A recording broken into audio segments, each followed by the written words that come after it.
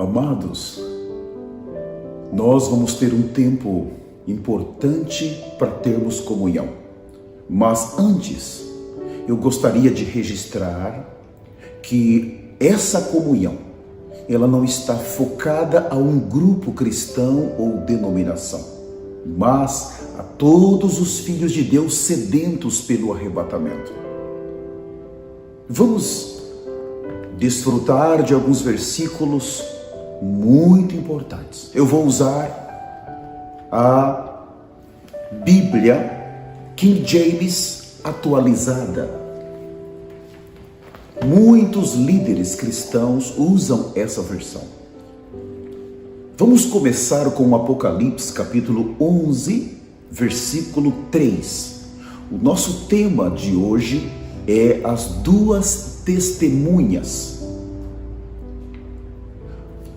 Concederei poder às minhas duas testemunhas, a fim de que profetizem durante 1260 dias, em trajes escuros de pano de saco.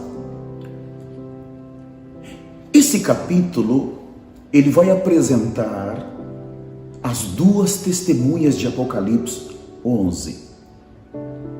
E todos nós, cristãos, sedentos pela palavra, conhecem ou conhecemos esses versículos. Nós sabemos que eles vão profetizar, eles vão ter nas suas mãos o rolo de Deus, eles vão proteger os judeus em uma época muito difícil, eles vão falar palavras duras contra as nações, contra o anticristo, o falso profeta. Nós concordamos, mesmo tendo várias revelações. Alguns creem que eles vão se manifestar nos primeiros 3 anos e meio. Outros creem que eles vão se manifestar nos últimos 3 anos e meio. Ok, nosso objetivo ou o objetivo da nossa comunhão não é esse, mas é apresentar algo subjetivo para vocês. Todos os grandes teólogos, as linhas de pensamentos da Bíblia, concordam com as duas testemunhas, mas nenhuma das linhas de teologia conseguem explicar de onde eles virão. Se você perguntar para um grande teólogo, ele pode dizer para você, sim, eles vão vir. Ah, mas ele não sabe te explicar da onde. Outros vão dizer, sim, o corpo de Elias não foi achado, ele foi tomado. E o corpo de Moisés também não foi achado, foi tomado, e eles vão vir. Outros vão dizer, são 2 velhinhos de barba grande, são rabinos que vão chegar em Israel, precisamente em Jerusalém, e eles vão falar. Nós não questionamos a linha de pensamento dos amados, mas ninguém consegue explicar para você da onde eles vão vir. Eu gostaria de apresentar evidências para os amados irmãos na Bíblia de que as duas testemunhas já estão na terra. As duas testemunhas já estão andando na terra. É muito importante nesses dias nós ganharmos uma revelação sobre isso. Nós sabemos, quando Jesus Cristo, o Filho de Deus, ele foi anunciado pelos santos profetas que ia nascer em um tempo determinado, o Senhor precisou levantar um precursor. E quem é esse precursor? É alguém que veio antes dele para anunciar: arrependei-vos, porque o reino de Deus, ou o reino dos céus, está próximo. E ele anunciou que o Messias já estava entre eles. Ele anunciou que o Messias iria chegar a qualquer momento para ser batizado por João. Porque aquele que enviou João Batista para batizar também disse: você vai identificá-lo, porque você vai ver um sinal. Quando você ver o Espírito descendo como pomba e repousar sobre alguém que virá até você, esse é o Messias. Primeiro estágio do ministério de João era apresentar o Messias para Israel. E o segundo estágio era batizar o Messias. E ele o fez. Mas o precursor, ele é fundamental. Se a rainha Elizabeth, ela vai fazer uma visita para o Brasil, antes dela chegar, ela vai enviar um precursor. E essas pessoas que estão na área da diplomacia, eles são enviados por ela, com a autoridade da rainha, com o poder da rainha, com o sentimento de tomar decisões pela rainha. O precursor é alguém que prepara a chegada de alguém importante. Mas aonde os judeus falharam? Eles falharam porque eles não reconheceram o precursor, o mensageiro que veio com a mensagem de Deus para avisar que o Messias tinha chegado. Eles não deram crédito a João Batista, não aceitaram a sua mensagem. Quando o Messias chegou, o coração deles estava fechado. Agora, todos nós sabemos, eu e você, que o arrebatamento vai acontecer. Nós somos unânimes quanto a essa visão.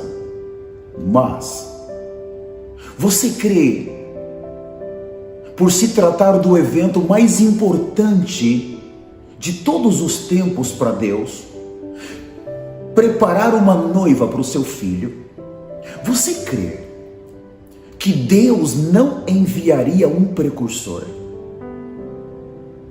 Quando nós olhamos para a igreja atual, o que vemos? Existe algum líder humano que pode ser o precursor? Nós nos dividimos muito. Eu posso levantar uma bandeira e dizer: o meu grupo é o pequeno rebanho, o meu grupo é Filadélfia. Eu posso fazer isso, mas eu sou o precursor. Eu tenho essa comissão da parte de Deus, ou eu estou dizendo para os irmãos, para as pessoas, que eu sou o precursor? Você crê que no meio de tanta divisão que existe no mundo cristão hoje, Deus poderia levantar um precursor aí? Não. Deus, depois de olhar, ele sabia que, assim como aconteceu com Israel no Velho Testamento, Malaquias mostra que os judeus, mesmo sendo o povo de Deus, eles fracassaram. fracassaram nas idolatrias, nos pecados e nas rebeliões e tantos outros itens. Você crê que a igreja, tão dividida e caída, com tantos problemas, com tantas visões, você crê que o Senhor poderia tirar daí alguém para conduzi-la para o arrebatamento? Eu gostaria de ler com vocês, primeiro, Mateus, capítulo 17, o versículo de número 12. Vou ler primeiro o versículo 11. Ao que Jesus lhe respondeu: Elias, com certeza, vem e restaurará todas as coisas. Ele está afirmando aqui que o profeta Elias vem. Qual é o problema da igreja nos dias presentes? Primeiro, ela não foi preparada pelos líderes para receber o profeta Elias. Os judeus, quase que todas as linhas do judaísmo foram preparados para receber o profeta Elias. Nas suas festas eles têm uma cadeira, eles deixam reservada, quase todos os judeus deixam reservada essa cadeira porque eles creem que o profeta Elias virá. Mas a igreja, por causa das diferentes linhas teológicas, por causa das traduções da Bíblia, cada líder, ele não focou que o Elias viria antes do arrebatamento para preparar o caminho do Messias, porque se fizesse isso, eles estariam se excluindo como líderes. Você crê que é fácil para um líder reconhecer que Elias está andando na terra? Se ele o fizer, ele receberá da parte de Deus louvor, honra e glória. Mas qual homem que vai querer fazer isso? Na primeira etapa, nós precisamos estar claros. Existe apenas 2 falar em toda a terra. Primeiro é o falar de Elias, é o falar de Deus hoje na terra. E o segundo falar é o falar da apostasia. Aqui o Senhor está dizendo: certamente Elias virá e restaurará todas as coisas. Os discípulos estão pensando: será que ele está falando de João Batista? Mas, se você voltar para o capítulo 14 de Mateus, você vai ver que João Batista morreu, foi decapitado no capítulo 14 de Mateus. Ele já não está falando e nem usando o verbo no passado. Aqui ele está dizendo: ele virá. Já não é mais de João Batista. A interpretação no versículo 13, os discípulos entenderam então que era a respeito de João Batista que ele havia falado. Os discípulos entenderam, mas não foi o que ele falou. Se passou 2000 anos, ele disse: Elias certamente virá e restaurará todas as coisas. Eu gostaria de considerar versículos cruciais que apresentam esse profeta que está entre nós nos dias de hoje. O Atos, o capítulo 3. Atos 3, o versículo de número 20. Eu vou ler devagar Eu espero que você tenha a sua Bíblia. Eu disse que eu estou usando a King James atualizada. É uma versão que todos os líderes estão usando. É uma versão confiável. Atos 3, versículo 20. De modo que, na presença do Senhor, venham tempos de refrigério. E Ele envia o Cristo, que já foi previamente designado, Jesus. Isso é uma profecia. Jesus, Ele foi designado, Ele teria que vir, e Ele veio. O versículo 21 agora, é necessário. O que você entende por a palavra é necessário? Quer dizer, não vai mudar. Deus quer assim, tem que ser assim. É necessário que Jesus permaneça no céu até que chegue o tempo em que Deus restaurará todas as coisas. Pare. É necessário que Jesus permaneça nos céus. Ele não pode vir. Ele não pode vir para arrebatar. Até que Deus restaure todas as coisas. Você se lembra de Mateus 17? Ele está dizendo, sim, Elias certamente virá para restaurar todas as coisas. Quem vai restaurar todas as coisas? No meio de uma igreja que se dividiu, que caiu, quem vai restaurar todas as coisas? E aqui ele está dizendo, é necessário. Elias precisa vir antes, porque Jesus não pode vir enquanto as coisas não sejam restauradas. Na parte B do versículo, conforme já descreveu há muito tempo, por intermédio dos seus santos profetas. Agora o versículo 22. Porquanto declarou Moisés, o Senhor Deus levantará diante de vós, irmãos, um profeta, como eu, a ele ouvireis em tudo que vos ordenar. 23, e acontecerá que toda pessoa que não ouvir esse profeta será exterminada dentre o povo. Na linha teológica, foi colocado que esse profeta se refere a Jesus. E começou a estudar desde Moisés, esse profeta é Jesus, é Jesus. O Evangelho de João, esse profeta é Jesus.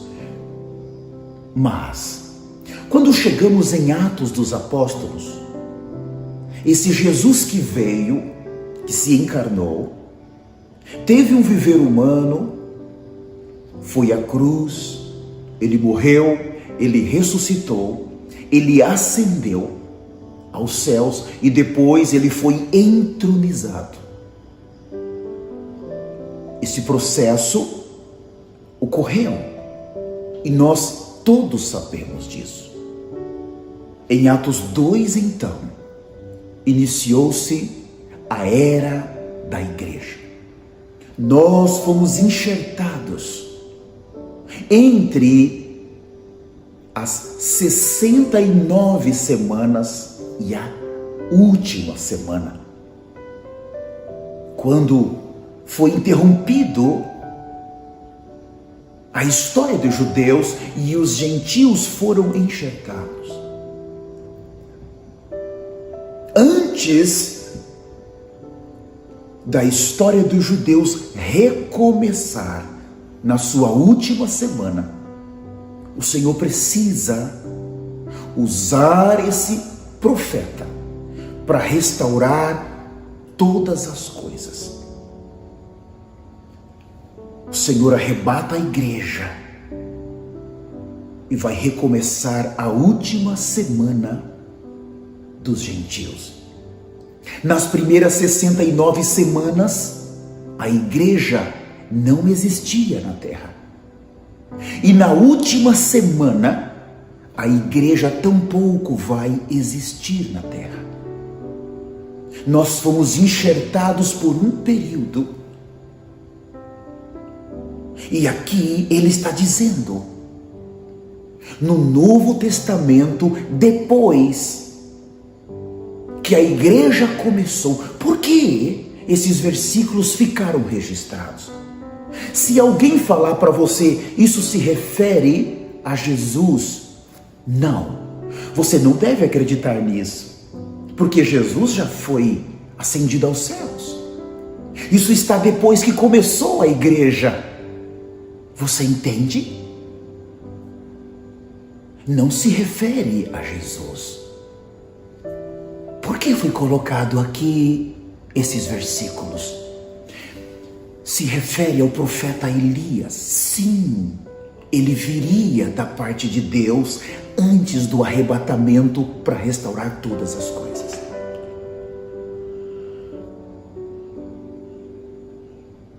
Nosso encargo aqui não é convencê-los de nada. Nosso encargo aqui é apenas apresentar para vocês evidências de que Elias já está andando na terra. Nosso encargo aqui é mostrar para vocês que no meio da grande degradação da igreja, Deus trouxe o seu guerreiro dos céus para chamar um grupo para participar do arrebatamento. Quem é ele? É um homem. De onde ele vem? Qual o país que ele está sendo hospedado? Vem muitas perguntas. Para alguém que tem um grande grupo ou um pequeno grupo que entrou junto com Moisés no deserto. Nós saímos do Egito, Deus deu comissão para Moisés. Deus falou com Moisés. Deus ordenou Moisés a ferir o Egito. E naquela última noite o anjo da morte passou. Então em seguida ele sai. Hoje o anjo da morte está passando em toda a terra. A próxima etapa é sair até o Mar Vermelho, aonde todos são batizados. Nas águas, como fala 1 Coríntios 10,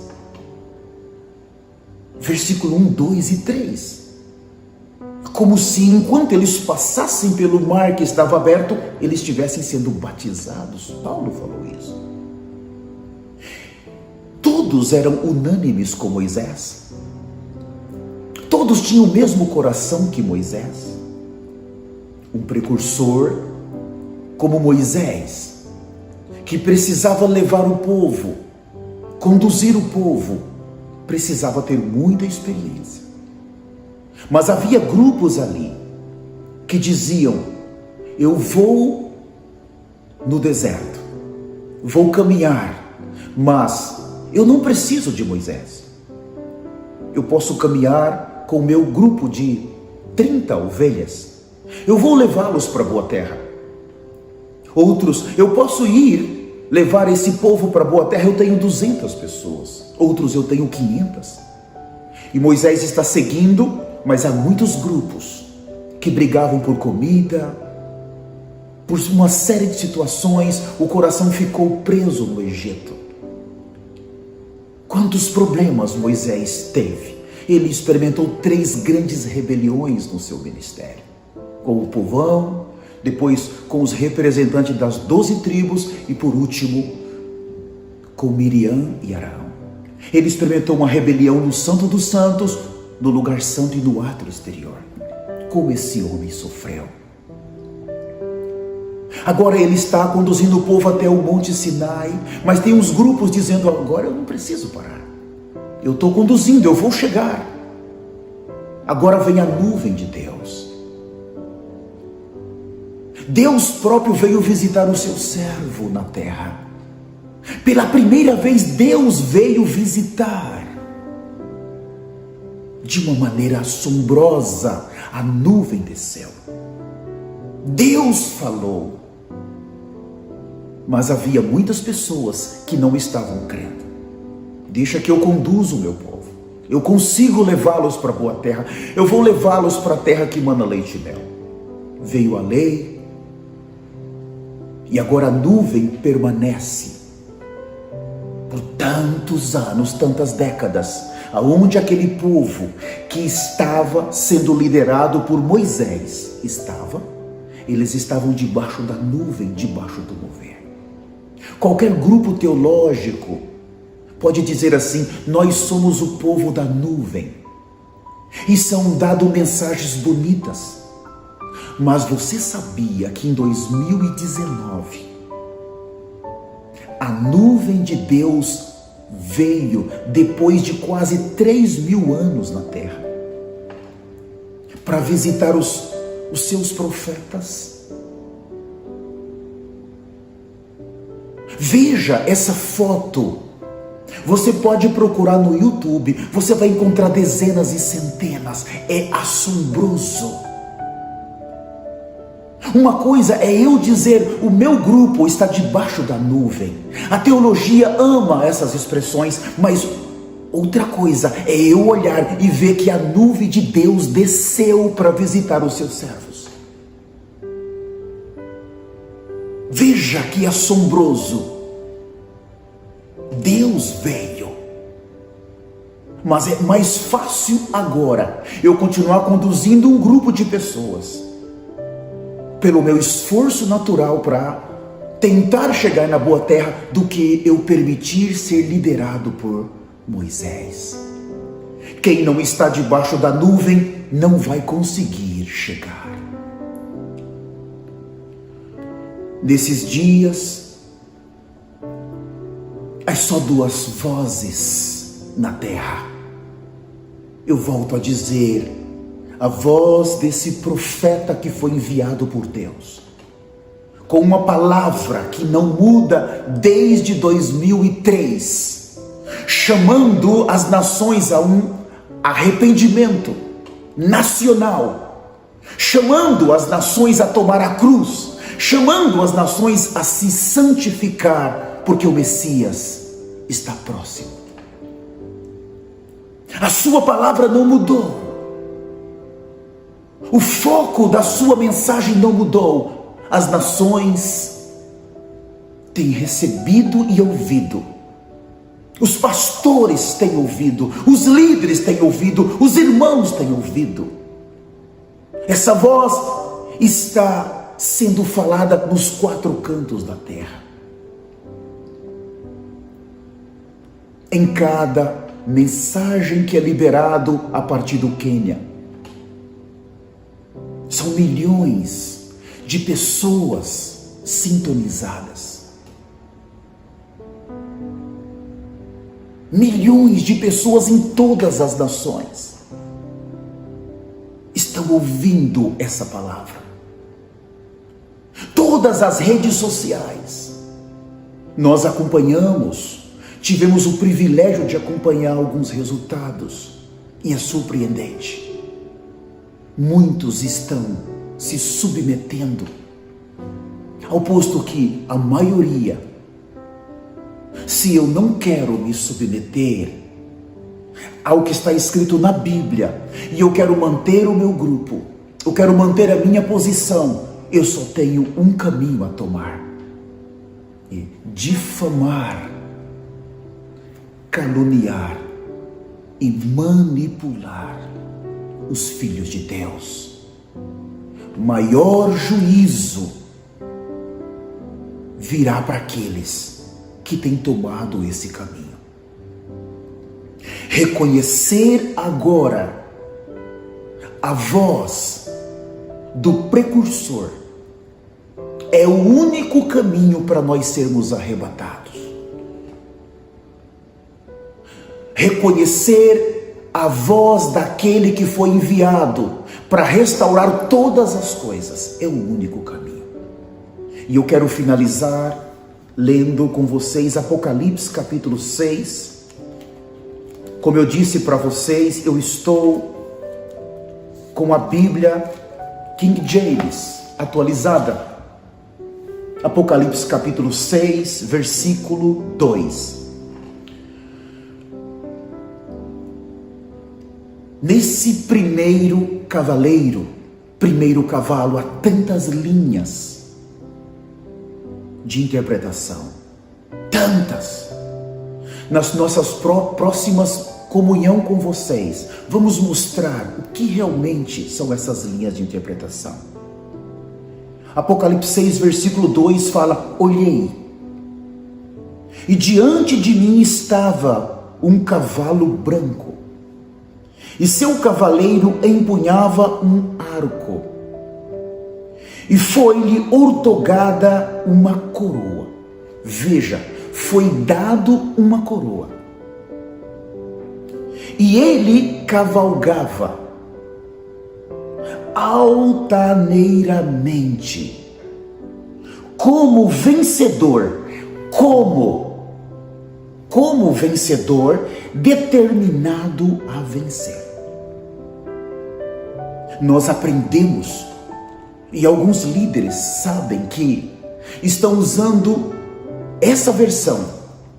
Quando chega nesse versículo, troca a versão, porque não querem ler assim. Se ler dessa maneira, vão ter que admitir que esse cavalo, ele não trata de coisas positivas.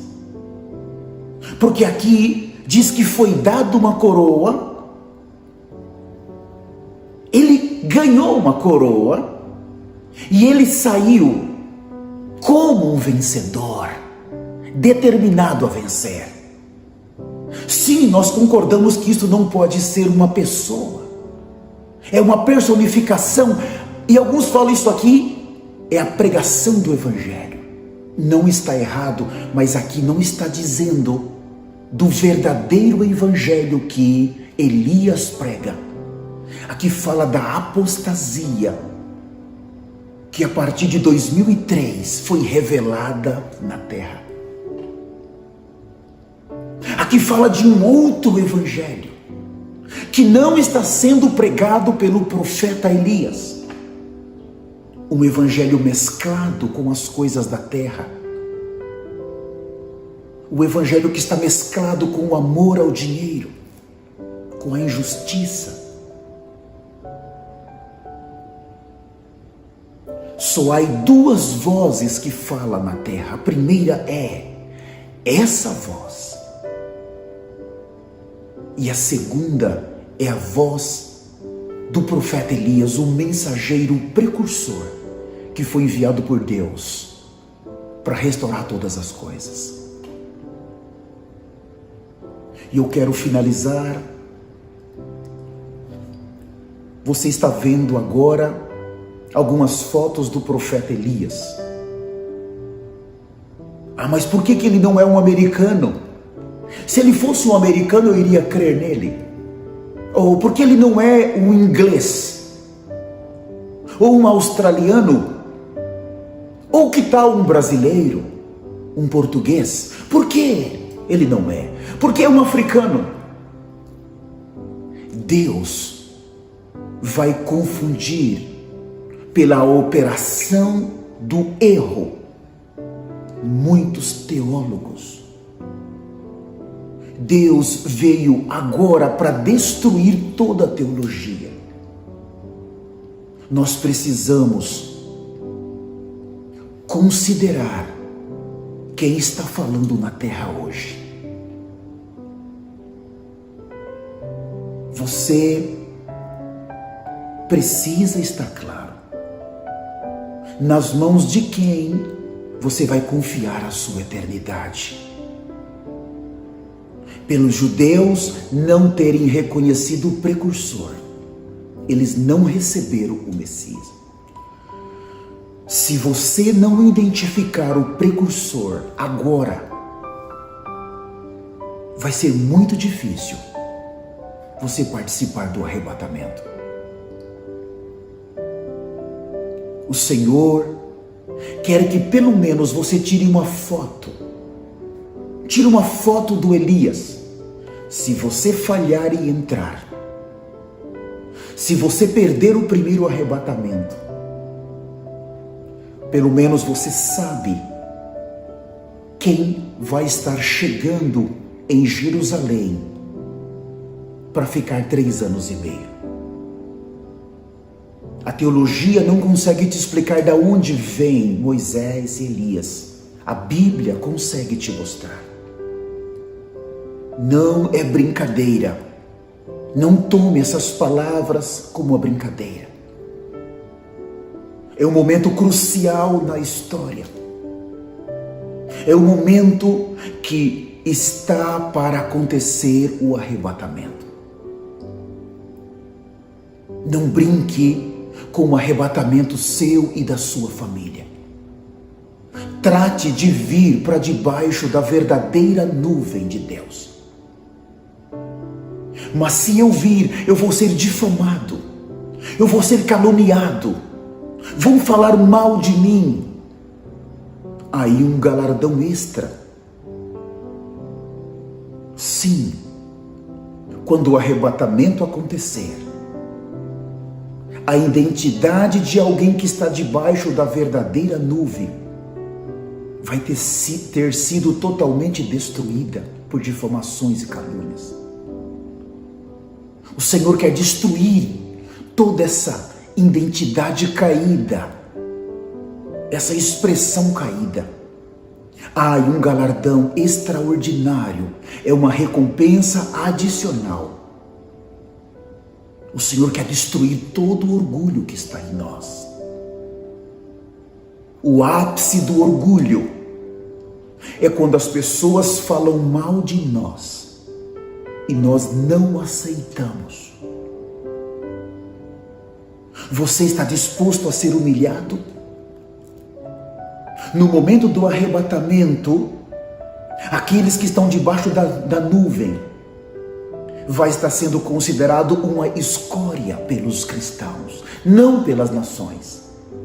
Os cristãos vão estar rindo, vão estar fazendo piadas da maneira com que eles vivem, o que eles creem. É nesse momento, quando eles estiverem sendo totalmente difamados e cada vez mais, que o Senhor não suporta mais e os leva. São homens e mulheres que lavaram as suas vestimentas no sangue, de tanto se arrependerem, de tomarem a cruz, mas de falarem sem temer de ser escarnecidos. As suas vestimentas agora estão limpas e eles têm direito a entrar na presença de Deus. Não é para te convencer. Esse vídeo é para te mostrar que Elias está na terra. É você que faz as suas decisões. Obrigado por participar conosco. Jesus é o nosso Senhor. Se você não tem Jesus na sua vida, eu gostaria de fazer uma oração para que você possa receber a Jesus Cristo imediatamente. Repita comigo: Senhor Jesus, eu me arrependo de todos os meus pecados. Senhor Jesus, eu gostaria nesse momento de confessar que eu fui nessa vida uma pessoa altamente corrupta, caída e carnal. Senhor, diante desta palavra, eu te recebo agora em meu espírito como meu único e suficiente Salvador.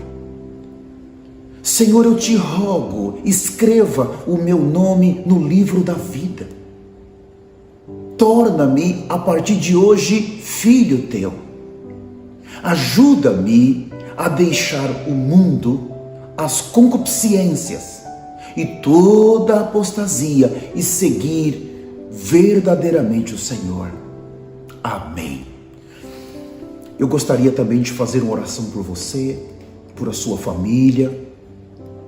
Amado Senhor, nós somos gratos a Ti por abrir versículos tão importantes e cruciais que estavam fechados para nós até o dia de hoje, Senhor.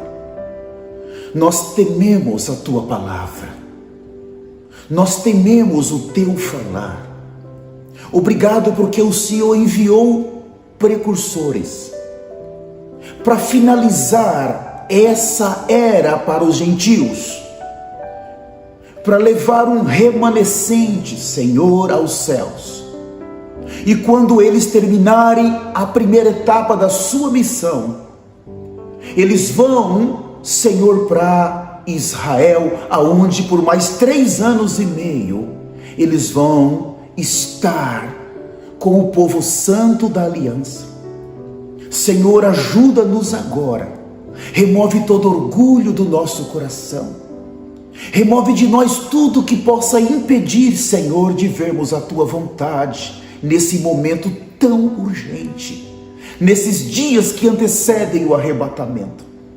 Oh, Senhor, tem misericórdia de nós, abre os olhos do nosso coração com humildade, com simplicidade, para reconhecermos o precursor e para nos submetermos completamente ao falar e à orientação e estar debaixo da nuvem de Deus, que já está em toda a terra.